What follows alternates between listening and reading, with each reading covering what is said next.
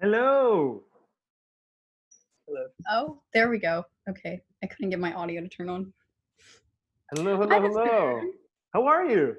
I'm good. I'm kind of tired because I just went on a run, but Run.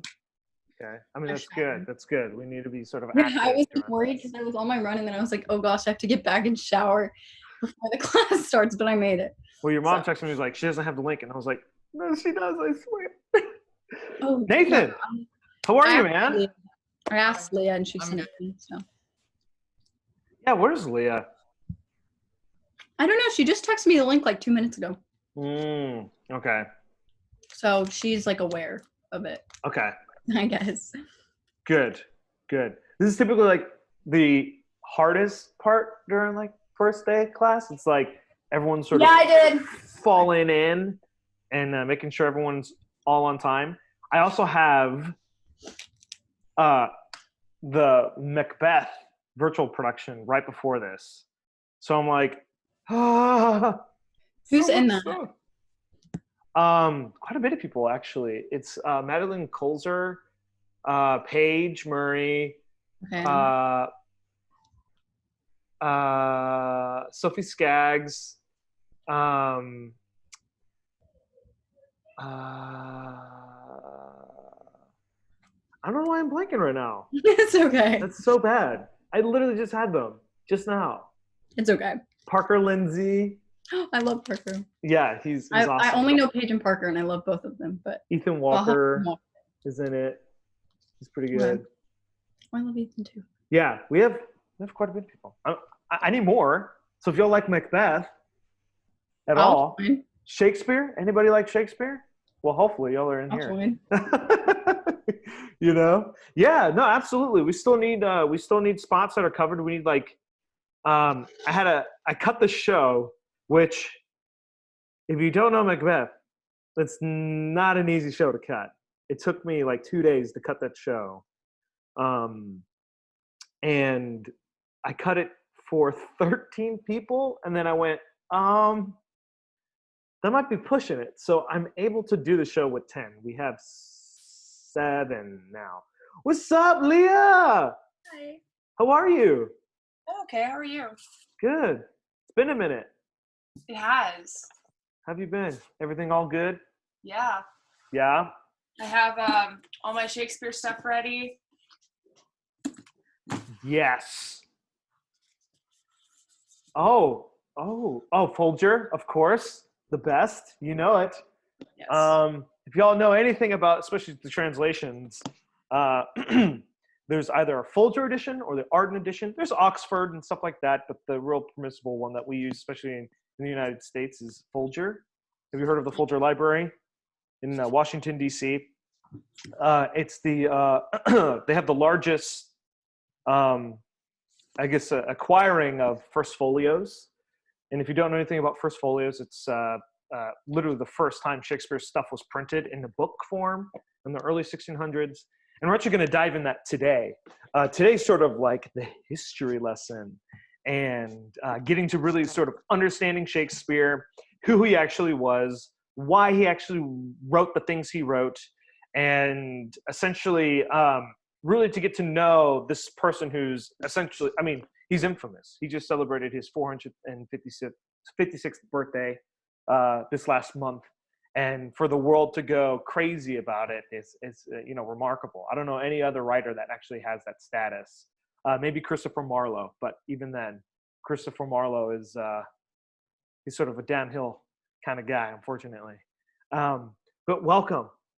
What I'm going to do right now is I'm going to take just really quick attendance.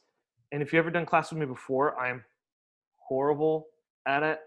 And even though I keep on working on it, it's something that I still need to get used to. So we're actually missing one other person, Miss Nora Galvan. But Matt and Nathan, I'm new to y'all. It's so awesome that you jumped into to sort of take this 4-week crash course. I don't know if y'all know anything about NTPA, but I'm curious to know how'd y'all hear about this class? Well, for me personally, I just saw it on there. I was like, hey, Mom, I'm taking a Shakespeare class next year for school, and I wanted to do this one so that I could get ahead a little bit. Nice. Do you act and do shows and stuff? Yes. No, I have done, I think, like 6 or 7 NTPA productions. My favorite is Nice. probably Beauty and the Beast. That was an awesome one. Oh, cool. Who'd you play in that? I was the Beast. Oh, yeah, I saw you. But of course. Right on, dude. Right on. Nathan? I'm friends with Leah, and she told me about it actually. Because she's So I awesome. decided to join. That's awesome. I recruited him. He actually got me Champion. all the Shakespeare stuff for my birthday. Oh, really? Yeah, because he was like, so I know you love Shakespeare, so That's awesome. Yes. Yeah. Aaron. Yes. What's up, bruh? Would you recommend a lexicon? Lexicons are good, but you need something that's going to be more definitive, like a dictionary. Mhm.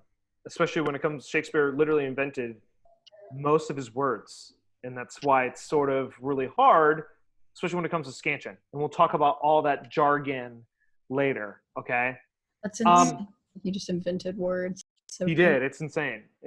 But what's really unique is we know most of them today. Like fool, he invented the word fool, which is unbelievable to think about, but that's one word that he invented that we use all the time. But okay, I'm just going to go ahead and dive right in. I know we are missing one other person, but we're just going to go ahead and do this.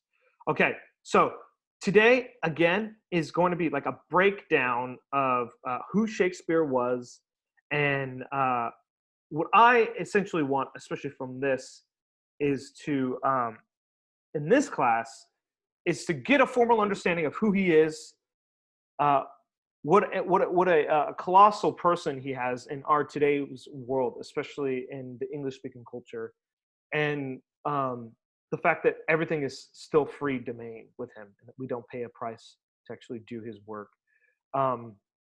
But also in this class, we're going to tackle the hard stuff, the scansion, the rhetoric, prose, poetry, blank verse, all that stuff, and actually work on monologues and meaty material. It's a short amount of time because we only meet 4 times, but there's literally so much that we could crack out in an hour. Just so you know, all of our classes are recorded, so if you do have questions or concerns, you can totally ask me. Y'all have my emails now. I emailed y'all earlier. But every video is going to be submitted to y'all as well. So if there's anything that you did miss, it's right there. Are there any actually questions or anything before you start? No? No? Oh, I guess I should introduce myself since Nathan and Matt, I'm new to y'all. My name is Aaron. I'm not some crazy guy. I swear to God that they hired to do this. I am a residential director and head the play program at NCPA. And now in the fall, we actually started a Shakespeare's like a Shakespeare course / academy, which I'm gonna head, which is really cool. That comes out this fall. So I'm like the Shakespeare dude as well. Cool. So Shakespeare Workshop. Okay, how many of y'all are afraid of Shakespeare, just in general?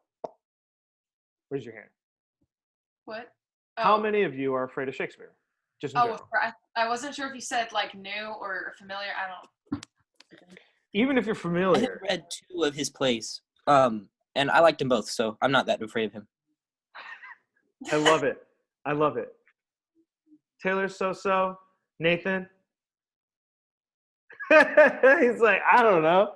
I'm just going to dive in. That's the best perspective to have, especially with Shakespeare, is to sort of just roll with it and try to comprehend it. There's no Shakespeare police. It's really in the dissection and really complement or trying to comprehend what he's trying to write. Matt, what plays did you read? I read Hamlet and Taming of the Shrew.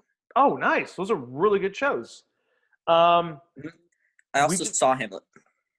Oh, where'd you see Hamlet at? I saw Hamlet at Moody Performance Hall. That's actually It was, I think, closer to a year ago now. I was on a school field trip. nice. That's awesome. Hamlet's a You really should good come one. see Taming of the I've only Shrew. seen your Hamlet. Huh? I've only seen your Hamlet. The Hamlet was pretty dope. Taming of the Shrew, just a little plug Taming of there. the Shrew, that's right. Taylor not as in Taming of the Shrew. We're gonna go see that. I'm gonna go see it for sure. It's one of my favorites.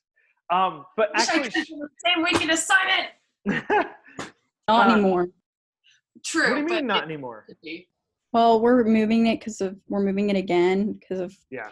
and it's probably gonna have to be a stage reading now, but that's okay. I know you don't like musicals, but you have to come see Simon. You know, Nathan I'm is gonna Simon. see. I'm gonna see Simon for sure. But Nathan's in it. Nathan, you're in Simon. He's Simon. I just. And Parker's Jordan. That's right. I know that. I'm not in their cast though, so you have to see both casts. I see both of them. I love Greg and I love Christian. Parker's, And that's fine too. that's awesome. Yeah. Okay, so Shakespeare's actually everywhere. Believe it or not, we have sayings all the time that he invented, like "dead as a doornail," "the world is your oyster," "a night owl," "fool." He's literally created so many sayings and actual words that we use today in regular language. We also quote his famous text, like "all the world's a stage, and all the men and women are merely players, and as you like it." By probably his most famous sarcastic fool, which is Jacques. And then we have "if the music be the food of love, play on from Twelfth Night." It's the very beginning of the show by Orsino. And then "shall I compare thee to a summer's day," his most famous sonnet, Sonnet 18. I feel like people are afraid because he literally wrote everything out for his actors. We especially since most of y'all are actors, and especially Leah, you as an aspiring director, this is so important to understand that in today's context, we write for the actor. So we want to see what the actor is doing with their subtext. What I mean by subtext is what they're thinking and their characterization underneath the text. Does that make sense? It's how the actor is feeling in a moment without saying anything.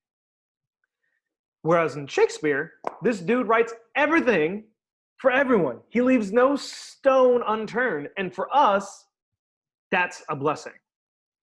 And so this sort of workshop is to get you excited and less sort of anxious, but being like Matt and be like, yo, I read 2 plays and I'm ready to rock and roll with any Shakespeare play. And that's exactly what I want.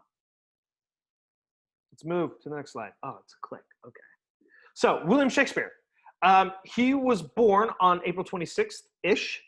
During this time, baptism was your date of birth. So they say April 23rd, because it's 3 days after you're born, you're baptized in church in Stratford upon Avon.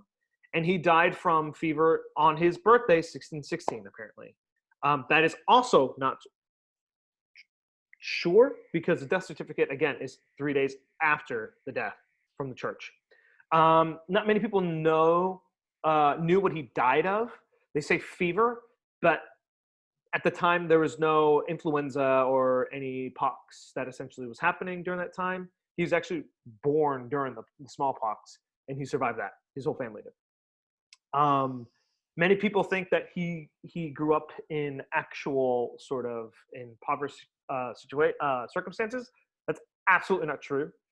His father was a well-known man in Stratford upon Avon, John Shakespeare. He was a very successful tradesman and also alderman.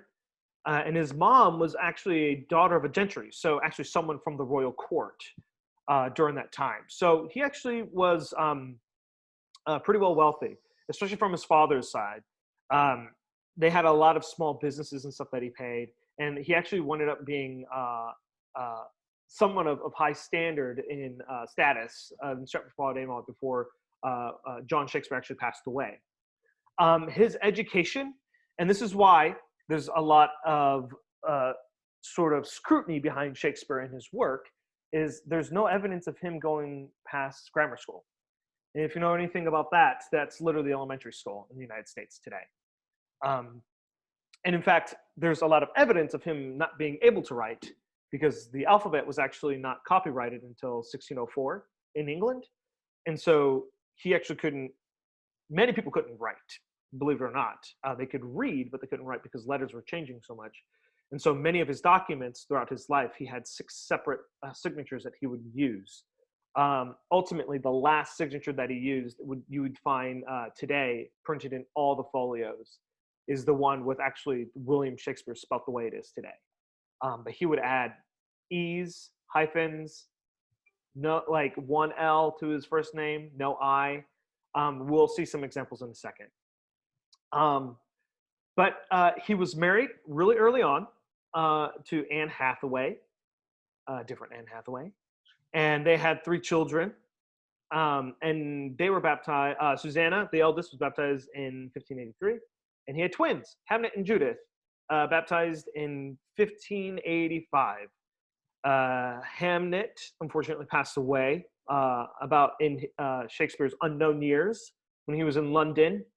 And they say that's literally the source of his inspiration for Hamlet. Though he has some sources from history plays, because many of his stuff is histories. Hamlet is actually the source of the death of his son is actually the source of Hamlet. And if you notice, there's a huge age difference during that time. But the life expectancy for especially men at the time was 30 years old. So you didn't have that much time to live. I would have only had 3 years left of my life, which is unbelievable. And that's because of diseases and war. Remember, you got to remember, England was at war a lot. And you see that reflected in many of his plays. Because England's supposed to be the best, apparently. Fun fact, yeah, the English alphabet was not copyrighted until 1604. So Shakespeare, for the longest time, had different signatures. And that's why family crests were super important, because some family members didn't know how to write. So his father got a family crest created in 1569, which is actually really, really, really late in sort of the family crest process, because especially coming from, the Highlands or like in Ireland or Scotland, those are huge evidence, especially like the colors of your kilts were huge to your family crest. And the fact that England didn't have this at the time, or especially John Shakespeare, that's sort of a huge red flag in a lot of instances, because there's also some evidence that John Shakespeare actually died during this time. But they said it's impossible because his dad created the crest. There's so many mysteries revolving around Shakespeare in his life, family crest being one of them. There's actually no trace in lineage of anyone with the name Shakespeare before this time. So this is actually his family crest, an Old French non sans décrit, which means not without right in English. Again, this is the only family crest of Shakespeare. There is no lineage to Shakespeare because his only son, passed away. Believe it or not, there are actually Shakespeares out there today. One being the head coach of not Manchester United, but Chelsea. He's the head coach of Chelsea soccer team, football club. He's actually Shakespeare. His last name Shakespeare, but he's not related to the William Shakespeare. So again, this is the family crest. This is sort of the only sort of line of Shakespeare, but it stopped with him whenever he died. So this is really interesting. So these are the sort of signatures that you saw from William Shakespeare. Yes, some of them are not even legible at all. And for some reason, he had no middle name, but he would always add an E. No one knows why. Yeah, because alphabet was not copyrighted, this is sort of his text. But this is the thing, though. If you didn't know that was William Shakespeare's signature, could you read that out? Think about writing plays in that hand. There was no printing press. It was written up by hand. And the actors only got the scenes, never the plays. We never had a full, complete play until the folios. So Shakespeare wrote in that hand for all those characters. And so that's one of the biggest speculations is he actually never knew how to write. And so therefore, did he really write those plays? There's as much evidence stacked against him that there is that he did, then he didn't, you know?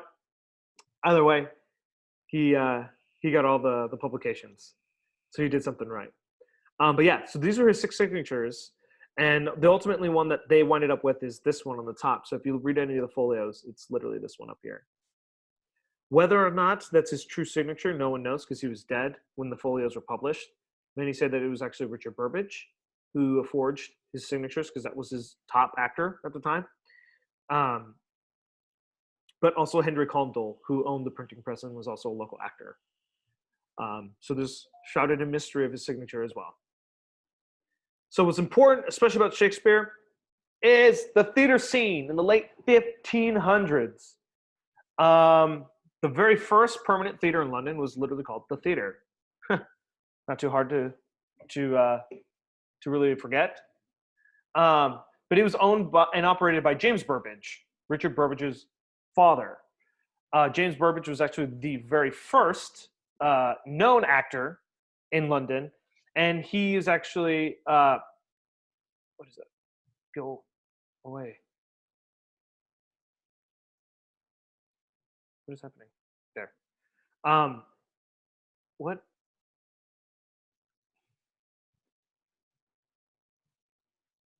Is happening? There we go. Jeez, Louise, technology. And so he owned and operated the theater. Shakespeare's acting company during this time actually moved 200 yards away, called the Curtain, and that was established by the Lord Chamberlain's men. Many people don't realize this today, but there's a lot of, huge censorship and what could have been played and not played on the London stage. Because during this time, women were actually not allowed on the stage. It was all men. And even today, it's still ran by the royal court. So that's why they have the National Theatre, Shakespeare's Globe. It's actually all government funded because the Queen actually funds the money to make those shows happen. Whereas in the United States, we don't have any national theater. We literally don't have a government funded theater. It is all done through patrons, donors. But in London, even still today, it's still censored. Well, there is censorship, but it's ran by the Queen. So that's why there's Lord Chamberlain's men. And Elizabeth also was a person who established essentially the theater community. And that's important to know. Theaters closed down because of the plague from 1592 to 1594. And also, again, a second time in 1655 and 1666, almost like how we are today. Every 100 years, they say there's a plague. And I guess we sort of hit our plague. Spanish flu hit in 1920, and here we are in 2020. It's interesting. But Shakespeare's most famous theater is the Globe Theater. Obviously, it was built. Look at that. Is that a 3D model? That is awesome. Is that paper? It's made out of cardboard and paper. Yeah, I don't know if you can see it real good, but I put this together last year for a project. That is awesome. Did you have a It's coming map apart or a little anything? bit now. Did you have a map or anything to go with it, or Yes, it was in a kit. That is awesome, man. Where'd you get that from? Because I want one. I'm not gonna lie. I just looked up Globe Theater models, and then it was just on Amazon. Okay, I really want one. I like Legos, so I like to put like Lego things. It was fun to put together. That's a lot cool. of gluing. I still have this from Shakes and Love. Hey, me too. Me too. The playbill. Yeah. It's so funny. Yeah, I have it too. Man, that was so funny. But Shakespeare's Globe, the original Shakespeare's Globe, unfortunately burnt down during a performance of Henry VIII. They actually fired cannons, which set ablaze the hay, and it burnt down to the ground. So they ended up getting another one, but it was years and years and years later, and they had to move it to another location just in case if it burnt down in the city again. And it's actually in the place, it's been restored, but the place where the Old Globe is now, if you ever go to England, it is literally in the middle of a street, in a busy street. but they refused to move it because that's where actually Shakespeare put the theater. Shakespeare's lost years, and this is what's really important: is Shakespeare became famous super fast, and no one knows how. No one knows where he was, who he was apprenticing with, how he even was able to write. There was a lot of criticism on how he just moved to England and somehow purchased the Shakespeare Company or acting company, bought a theater, and started writing his plays. And so that's why there's this huge, debate on whether or not he actually had money or not, or from his mom, because she was from, of a courtier background. So there's these lost years between 1586, and 1592. And that's huge because remember, he went to England in 1592 and he blew up. Speculation theories are he was kicked out of Warwickshire, which he was known to have lived with Anne at the time. He was traveling with other theater groups, so that's how essentially he obtained an acting company. But he was also working at London houses, and that's where it was. There wasn't any sort of census that was happening on their citizens at the time because of the plagues. Remember, people were dying all the time by diseases or just, small things of infections. And so there wasn't like a census of like, okay, we were living at this spot at this time. But many believe this is when he was traveling and he was actually gaining his talents, which is a huge possibility for characters. Travel to Italy, owning clocks, and also having literally access to Greek information was of scholars. And you'd had to have come from background to go through that. Many of his compatriots, his fellow writers, none of them traveled around the globe. So how could he have gained influence to write Julius Caesar, to write Romeo and Juliet? They say he stole from other shows, which is absolutely true. The history of Macbeth is actually not true. There was a separation between Scotland and England at the time in the early 1600s, and King James I oversaw the writing of Macbeth and completely twisted the history. So he had a lot of outside influences, but this is before his time in London. So he had to have been traveling possibly. But again, his last record of youth was in 1587. Then he pops up onto the scene in 1592. There's actually a lot of lost recorded time on Shakespeare. And what's kind of scary is there's no information. There's absolutely no information on him. And even after his death, literally what happened to his assets, everything, all we know is his stuff turned into first folios. It wasn't recently until 2010 they actually opened up his house back in Stratford-upon-Avon that was still standing. It didn't get bulldozed, but you could literally look at Shakespeare's birthplace today. So what did Shakespeare write? There's this time between 1590 and 1613 that he wrote, and he's supposedly written 37 plays, 10 comedies, 17 histories, and his most famous plays were Hamlet, Othello, King Lear, and Macbeth.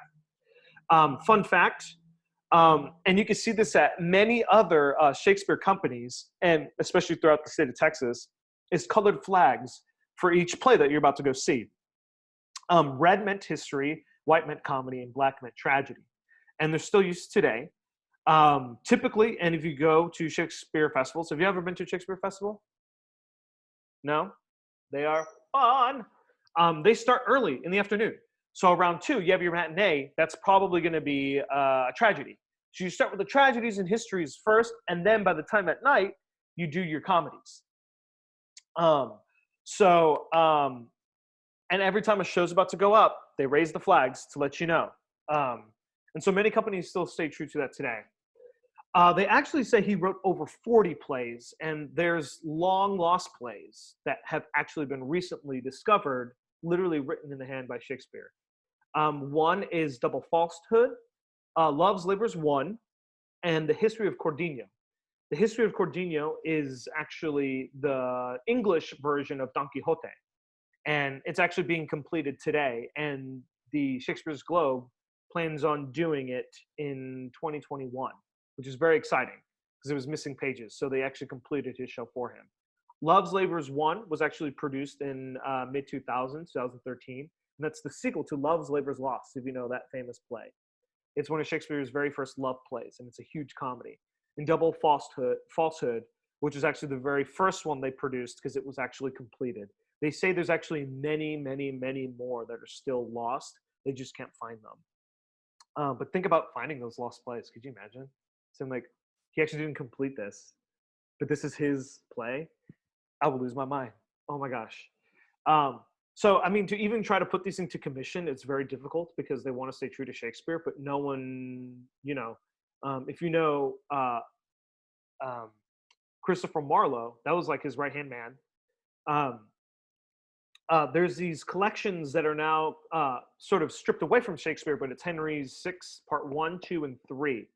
And they were huge in the beginning, especially when the Tudor family was running through the ranks. They actually, the Oxford Library, don't consider that part of Shakespeare's canon anymore because it was actually written by Christopher Marlowe. And the people who actually compiled the first folio put that in there. But it was actually a year and a time where Shakespeare was actually out of commission, we'd say. And again, that's sort of lost recorded, but that credit went to Shakespeare. Oxford Library found out that's absolutely not true and actually removed it from their library and gave it to Christopher Marlowe. So you won't see it under Shakespeare's work. But many theaters are starting to do that now because they're finding out more and more some of his compatriots actually had something to do with other plays other than Shakespeare. Why they gave him all the credit?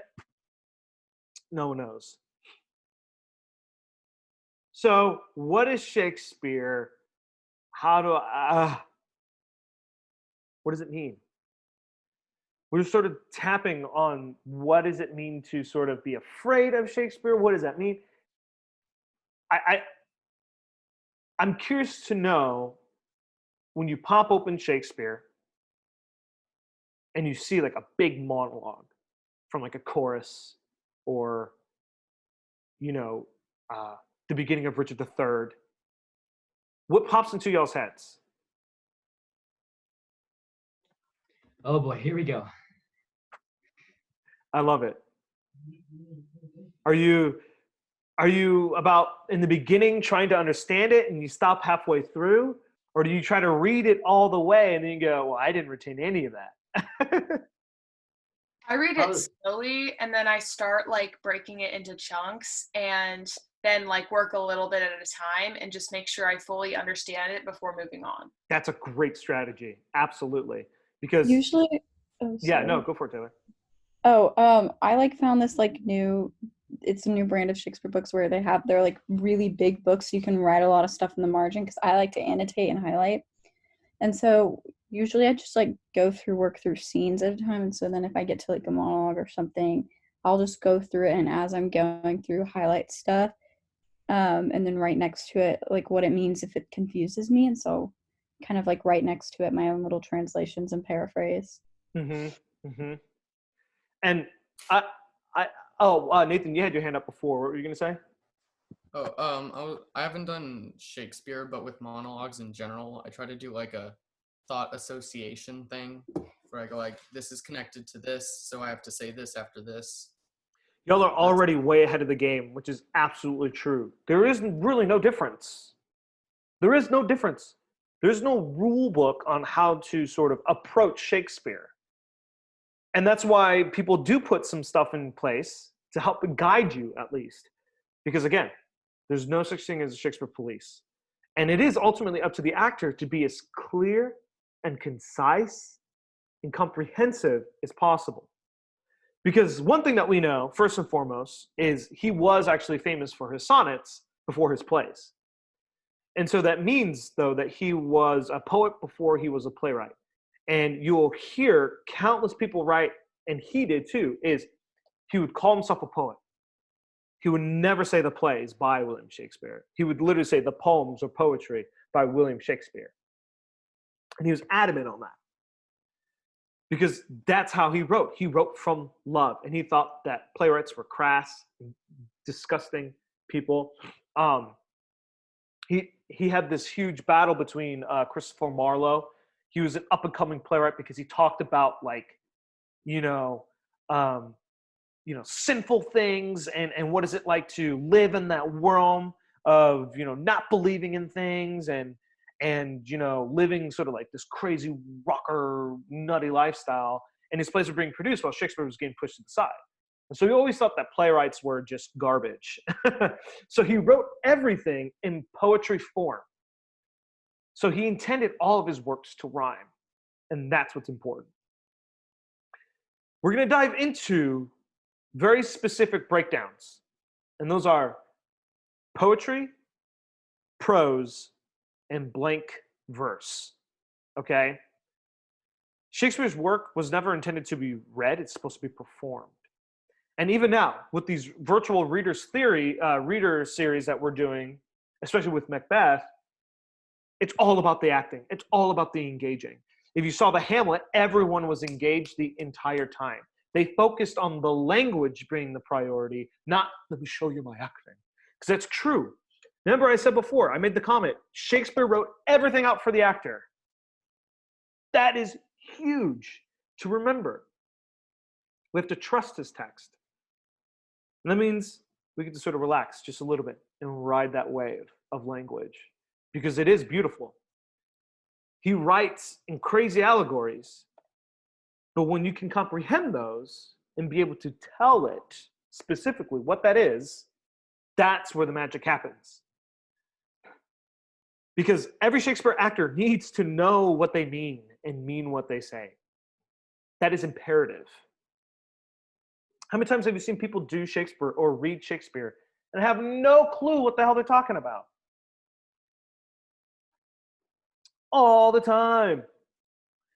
I've worked in quite a few professional Shakespeare productions, and I've worked with people where I'm like, yeah, I don't know what I'm saying because that is exactly what it's supposed to sound like.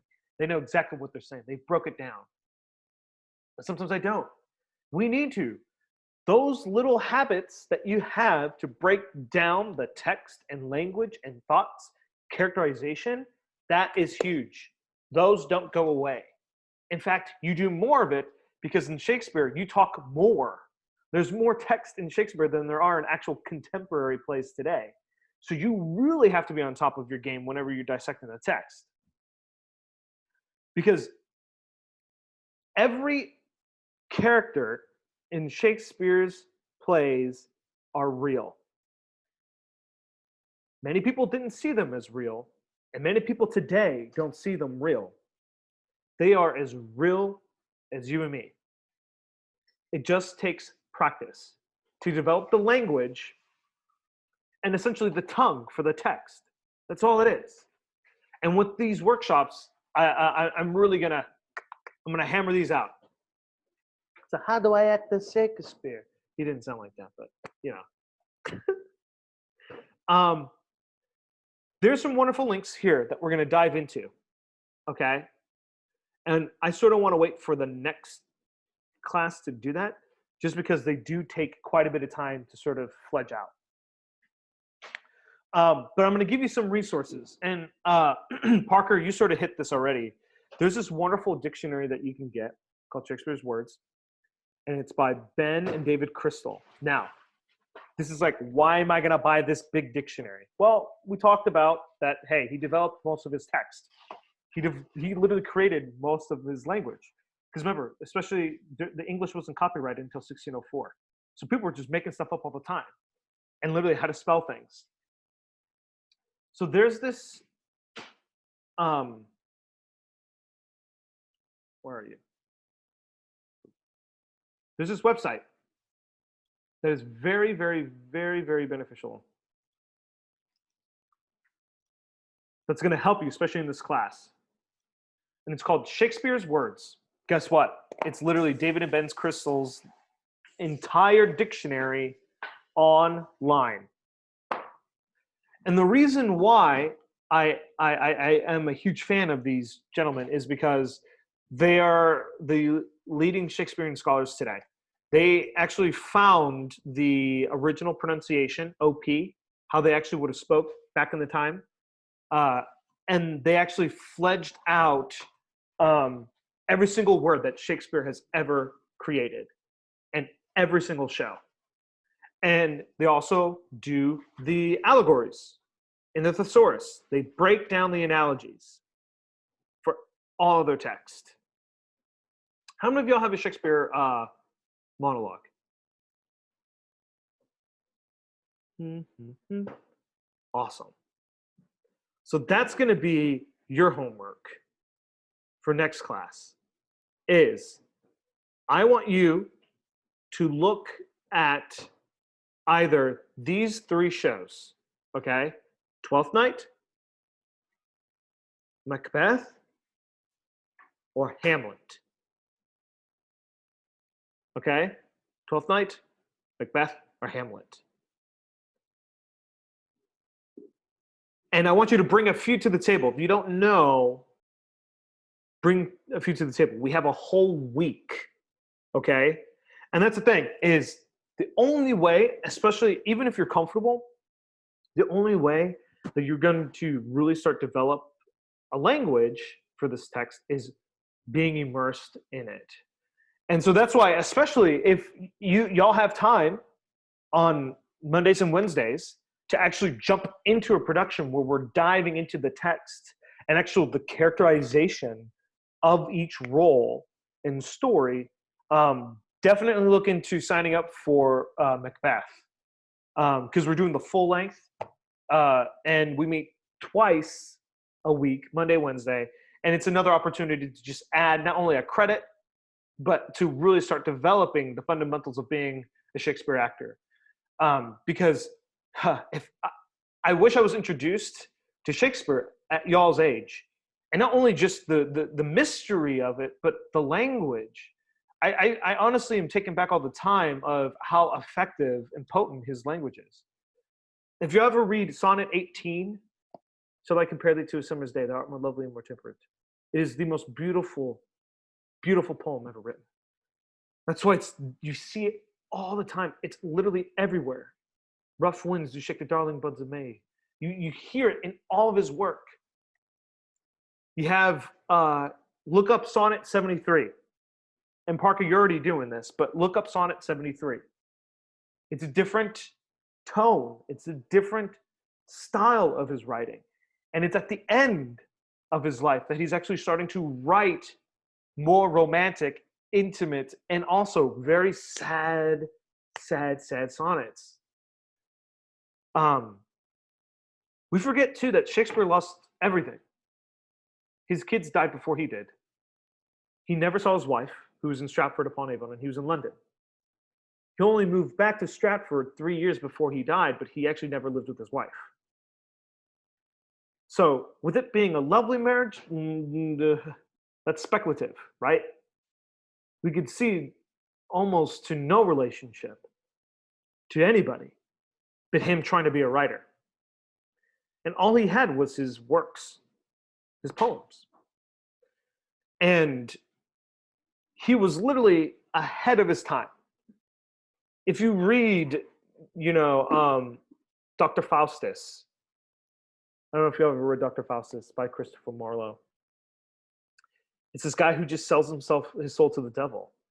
And at the time, we hear that, we hear and they go, one of those kind of stories. Okay, to get what he wants so then he could be famous or become very rich. Okay. At the time, that was huge. Actually, Christopher Marlowe died because of that poem, because of that play. Because it had to deal with, promiscuity and, selling his soul to the devil just to become rich. And Christopher Marlowe said that's what he did, and that's how he became famous.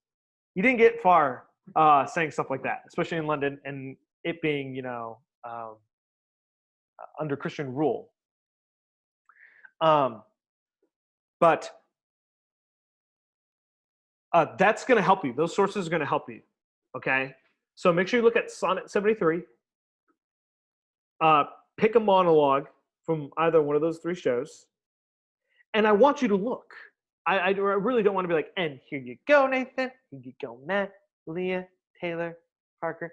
I don't want to do that because the difficulty is going on that treasure hunt and looking for the text and finding out, oh man, what do I say? What do I do?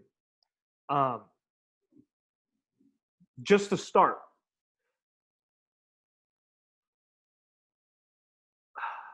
I'm very tentative to say this, but do y'all know No Fear Shakespeare? Have you ever heard of No Fear Shakespeare? It's an okay resource. It really is. It's, No Fear Shakespeare actually is good in a sense of it tells you what a text is sort of saying. But I disagree with it because it says it means this. And Shakespeare didn't mean that. Everything is up for interpretation. It's for the audience to decide. It's not for us to decide. Because remember, he says everything that we have to say, every thought counts. And that's why it's funny in comedic characters, because many of them are sarcastic or they battle with their own consciousness. If you ever read Merchant of Venice, you see that a lot in that show. Is the comedy is in the consciousness of, no. And we actually see that in One Man, Two Governors. I don't know if you ever heard that play or seen it. The lead character, Francis, battles with his consciousness. And it's a huge farce. And it's funny because, he's playing up to get money, but it's funny because he's battling with his consciousness. So he's very specific on what he means and says. When I say poetry, prose, verse, blank verse, does that ring a bell with anybody? Taylor, it does? Can you define what prose, poetry, and blank verse is? I just know the difference between prose and verse mainly, because I've been learning that in timing this through. So prose is it's just written you can tell the difference by the way it is written on the page. So prose is written in verse you'll see every line is capitalized at the first word of every single line is capitalized, but in prose it's not like that. It's written more plainly. And sometimes it also verse has more of a distinct rhythm to it, while prose you can be a little bit more free with the rhythm. And so sometimes people think verse is more difficult, but once you get the hang of it, it can actually be more freeing and easier than prose. And oftentimes verse and prose says something about the character that is speaking. A lot of times higher class characters will speak in verse. There's other, I can't remember some of the other stuff. You're hammering out a lot of things. That's the broad scope. Oh, yeah. No, that's great. No, you're absolutely right. So the biggest thing with Shakespeare is punctuation. Punctuation is going to be key. And if you ever looked at Shakespeare, you notice there's a period where there's a lot of commas, semicolons, hyphens, and they're all there for a reason. Because Shakespeare didn't develop characterization, right? He just wrote for the character to just talk, and explain. And in Shakespeare, every two lines, every two stanzas is a thought, okay? And he typically has, completed an arrange of things by the punctuation. But that means with the punctuation, it's going to set up for either it being prose, poetry, or blank verse. Parker, you had your hand up. I could barely see you. You're muted. I was going to say blank verse is this and prose is blank verse, but Taylor explained it. Yeah. So if you notice too, Shakespeare, he rhymes, right? Remember I said earlier, it's intended to all rhyme. Well, our dialect, we read and we go, holy crap, that didn't rhyme at all. What is this? So that's actually okay. That's actually all right. And that's known as prose. Especially when it doesn't rhyme, prose is also known as blank verse. So you have poetry, And in poetry, it's supposed to rhyme, because remember, he's a poet before playwright, is verse. Verse rhymes. And we know it rhymes because of rhyming couplets. Okay? We're going to dive into this next class. This is what I want you to start thinking about. We're about to hit the really hard part, but I need you to stay positive and keep going, okay? Because once you get through this sort of grungy part of it, figuring out what is prose, poetry, and verse, and all the vocab, it's like a formula. If you're a huge problem solver, you're going to like this, because I am. When you figure out the problem, if this equation fits with every single show. And it's how you find out what is prose, poetry, and where to even begin with your text. I know. It's a lot. It's a lot for day one. But we only meet 3 more times after this. And I want to make sure it's effective. I want to make sure that you're getting a lot of information. But again, this is all recorded, so you can actually go look back when I send it back to you. So you're not like, oh my God. And if you forget to take notes, no worries.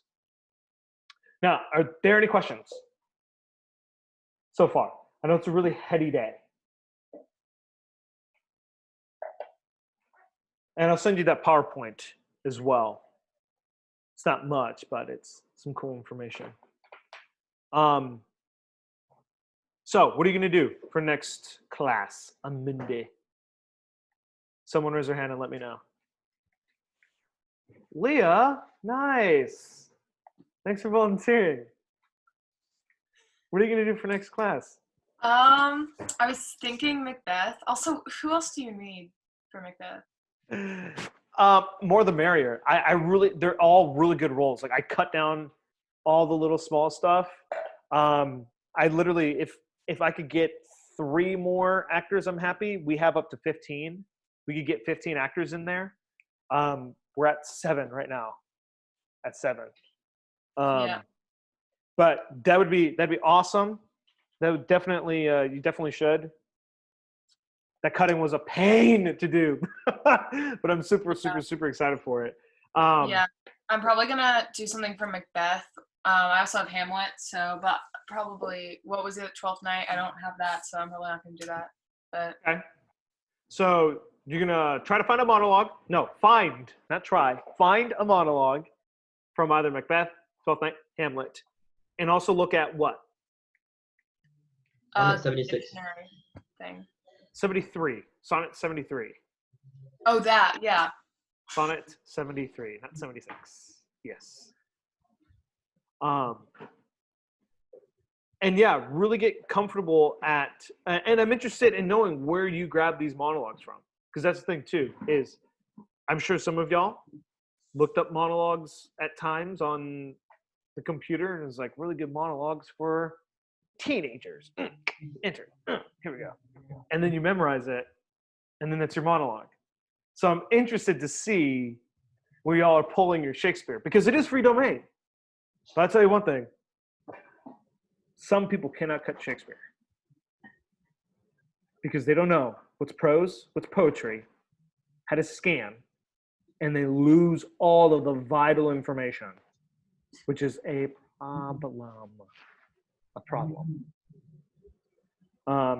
So y'all got some work ahead of you for the next couple days, but I'm excited to see what happens. And then again, y'all have my email, so if there's anything that y'all need, please let me know.